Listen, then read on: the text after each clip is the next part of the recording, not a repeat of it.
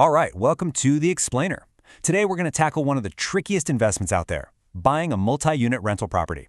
So let's dive right in and figure out how to play this high-stakes game and win. Okay, this right here, this is the most important thing you need to get. You're not just buying a building, with bricks and mortar. You're buying a business, a machine that's designed to generate cash flow. But here's the million-dollar question, right? How do you know that machine isn't a lemon? The biggest hurdle, honestly, is just figuring out if the income the seller is telling you about is, well, real. Get this wrong and you're in for a world of hurt. So how do you pop the hood on this thing and check the engine? Well, any smart buyer, and you can bet their bank, is going to ask for some very specific paperwork. Think of it like a full body scan for your investment's financial health. And look, asking for these things, it's totally normal. This isn't you being difficult, it's you being smart. You're basically saying, hey, prove to me that this net income you're quoting isn't just a fantasy number you dreamed up. It's how you protect yourself. Let's just boil it all down. If a seller claims they're making $8,000 a month, you need to see the proof. Because, if one of those tenants hasn't actually paid rent in 6 months, that $8,000 is just a fairy tale. The paperwork separates a solid investment from a money pit. Period. Okay, let's get our hands dirty and talk numbers. This is really where the pros separate themselves from the amateurs. We're going to go from the dream scenario to, well, reality.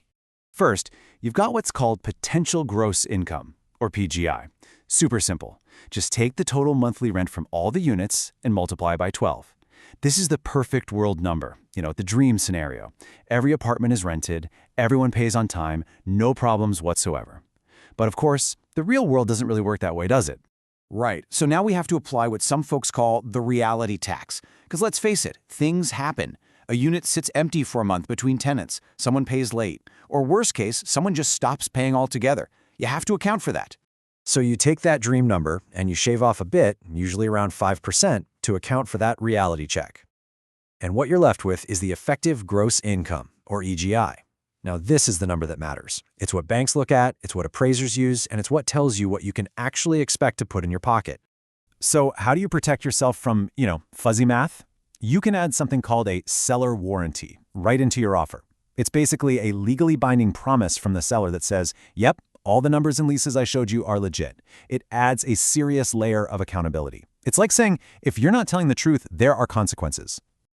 All right, so the numbers check out. You figured out the real income and you're ready to make an offer. This is where the dance begins. It's this whole back and forth ritual. And if you don't know the steps, you're going to look pretty clumsy out there on the dance floor. Okay, you really need to lean in for this part because this is where deals can just fall apart over a technicality. When a seller sends back a counteroffer, you can't just sign at the bottom and call it a day. Nope, you have to put your initials next to every single change they made. The price, the closing date, a condition they crossed out, everything.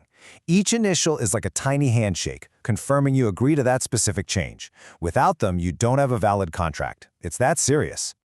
So the paperwork is signed. The deal is almost done. But this is where so many new landlords get tripped up by some huge, costly myths. You're not just buying a building. You're inheriting an entire universe of tenants, rules, and history. And here's the big one. Selling the property does not mean the leases are suddenly canceled. You can't just assume everyone's going to be gone when you get the keys. Those leases, they stick to the property.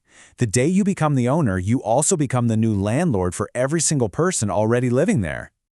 Now, there's a really important legal wrinkle here that depends on the size of the building. If it's a small place, say 3 units or less, there might be a legal path for you to end a tenancy if you or your family want to move in. It's complicated, but it's possible. But for bigger buildings, that option usually goes right out the window. The rules of the game literally change based on how many doors the building has. So, what about this situation? A tenant has 6 months left on their lease, but they want to leave early.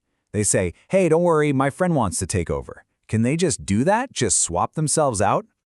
Well, the short answer is not really. It's called a lease assignment, and the tenant absolutely needs the landlord's permission to do it. You, as the new landlord, have the right to check out the new person just like you would any other applicant. You don't have to just blindly accept them. Your consent is key. Something else to keep in mind is that not all rentals are created equal. Standard one-year lease is governed by a whole set of residential tenancy laws. But if you're doing super short-term stays, like for tourists on a weekend trip, that often falls under a completely different set of rules, kind of more like a hotel. You've got to know which game you're playing. Oh, and if you're thinking about a condo rental, that adds another whole layer of rules. Your tenant has to follow your lease, of course, but they also have to follow all the condo corporation's rules. We're talking about everything from pets to what they can put on their balcony. And guess what? If your tenant breaks the condo's rules, it's you who gets the angry letter and the fine. Look, to sound like you know what you're doing, you got to speak the language. Lessor and lessee, it's super easy to mix these up. But here's a simple trick. Lessor has two L's, just like landlord. The lessor is the landlord. Easy, right? It's a small detail that makes a big difference. And one last thing on the legal side of things, and this is a big one, when someone witnesses a signature on a lease, their only job is to say, "Yep, I saw that person sign this paper." That's it.